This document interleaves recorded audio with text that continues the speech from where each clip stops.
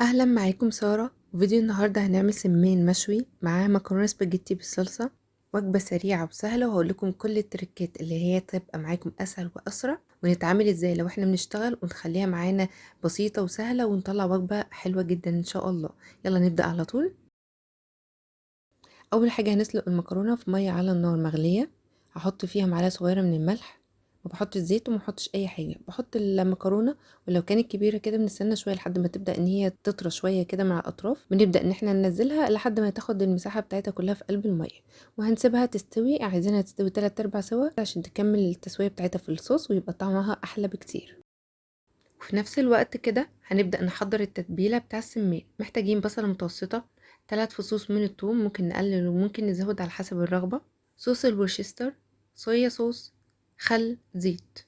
البهارات: ملح، فلفل، كمون، كزبرة مطحونة، بهارات مشكلة. والسمان طبعا مغسول كويس جدا ومنقوع قبلها بشوية عشان الزفارة بتاعته، في مية وخل وملح وليمون، وغسلناه بعد كده. على طول بكل سهولة هنحط كل حاجة على بعضها. هنجيب البهارات ونضيفها على السمان، عبارة عن نص معلقة من كل نوع. كل كيلو من اللحمة هتاخد معانا معلقة صغيرة من الملح، معلقة خل كبيرة.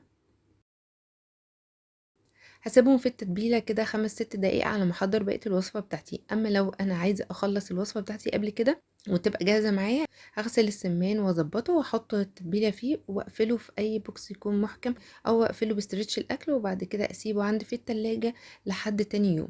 قبل ما اروح شغلي هطلعه واسيبه ياخد درجه حراره المطبخ لحد ما ارجع من الشغل.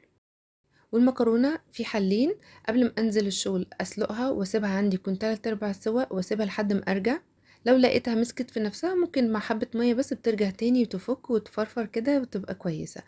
اما الحل التاني وده اللي انا بحبه، ان انا في الكاتل كده بكل سهولة اسخن مية، اغلي مية تكون على قد الكمية اللي انا محتاجاها، احطها في الحلة وعلى طول هضيف عليها المكرونة. المكرونة ما بتاخدش اكتر من 6 7 دقايق، يعني اكتر من كده مش هتاخد عشان احنا محتاجينها زي ما اتفقنا ما تبقاش مستوية على الاخر. عشان صلصة المكرونة هنحتاج طماطم، فلفل، بصل، ملح، بهارات مشكلة، وسكر كده معلقة صغيرة أو نص معلقة صغيرة بس عشان حموضة الطماطم، زعتر مجفف، ومية من سلق المكرونة، ومعاها معلقة صلصة. هنحط كل حاجة في الخلاط وهنضربهم مع بعض كويس جدا في حلة. هنحطهم على النار وهنسيبها لحد ما تتسبك. هنرجع تاني للسمان بتاعنا في طاسة على النار سخنة، هنضيف فيه حبة من الزيت وهنضيف السمان، وخلي بالكوا درجة الحرارة تكون عالية، ونضيف واحدة ونستنى كده نص دقيقة أو ربع دقيقة ونضيف التانية، وهكذا لحد ما نملأ الصينية بتاعتنا.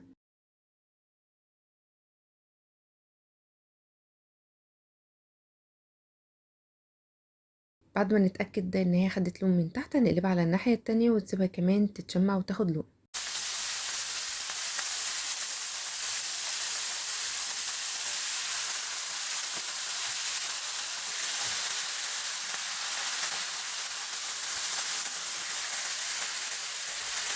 بعد ما وصلت المرحلة دي هشيل السمان من الطاسة، وفي نفس الطاسة هنزل البصل مقطعين شرايح مع التوم. انا عندي توم هنا حطاه صحيح عشان لو محدش بيحب التوم او بس مجرد انا عايزة طعم التوم بس يبان كده معايا، فعملت فيه فتحات صغيرة. هقلب شوية، ولو محتاج حبة من الزيت ممكن ازود معلقة او 2. هضيف رشة من الملح عشان تخلي البصل يدبل معايا بسرعة.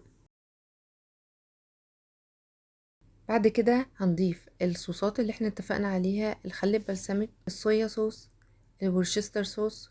وهنا الكمية بتاعتهم بتكون على حسب ما انتوا حابين. انا بحب طعم الصويا صوص اكتر من الورشستر، او ممكن مثلا ازود من الورشستر واقلل من الصويا. فخلي بالكم هنا من الملح عشان الصويا صوص.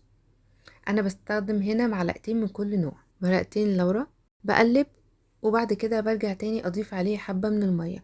المية اللي هنضيفها هنا لازم تكون مغلية، وزي ما قلت لكم ميه المكرونه كنز، انا خدت منها وحطيتها هنا، هتخلي القوام بتاعي شويه تقيل شويه، وفي نفس الوقت هي ميه مغليه موجوده عندي، فانا خدت منها وضفتها في الوصفه بتاعتي. هقلب شويه، هرجع تاني السمان واغطي واسيبه لحد ما يكمل سوا.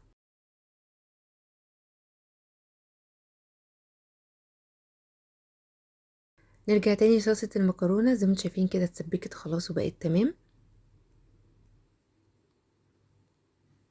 هضيف عليها ميه سلق المكرونه مع معلقه من الصلصه. معلقه الصلصه لما تقلبوها كده في ميه سلق المكرونه بتفرق جدا جدا في قوام الصلصه. عن ما انكم تضيفوا بس معلقه الصلصه كده على الطماطم او عصير الطماطم في الاول وتسيبوها تتسبك. انا جربتها كده ولقيتها فرق كبير، بتديكوا قوام حلو قوي، ومع ميه سلق المكرونه فبيخلي القوام فيه يعني قوام ولا خفيف قوي ولا تقيل، وفي نفس الوقت بيبقى فيه صلصه موجوده معاكم في المكرونه. ضفت المكرونه هقلبها مع الصلصه كويس جدا، وهسيب المكرونه تكمل سوا. طبعا احنا مزودين في الميه شويه عشان هي لسه هتشرب من السوائل اللي موجوده هنا. لو انتم محتاجين حبه من الصوص تكون باقيه معاكم بعد كده فهتكون ممتازة قوي الكمية دي. وده الشكل النهائي لوصفة النهاردة. السمان استوى وبقى معانا بالشكل اللي انتوا شايفينه ده، طعمه حلو جدا جدا، والمكرونة كمان استوت. طبق سلطة وكده الوجبة بتاعتنا كانت جاهزة بأقل مجهود، مش هتاخد أكتر من ساعة لو اتبعتوا كل النقط اللي أنا قلتلكم عليها. تابعوا الفيديوهات الجاية إن شاء الله في نفس السلسلة، وصفات كتير جاية إن شاء الله، وصفات موجودة. يا رب تكونوا استفدتوا من فيديو النهاردة. أقابلكم إن شاء الله في فيديوهات وصفات مختلفة. سلام عليكم.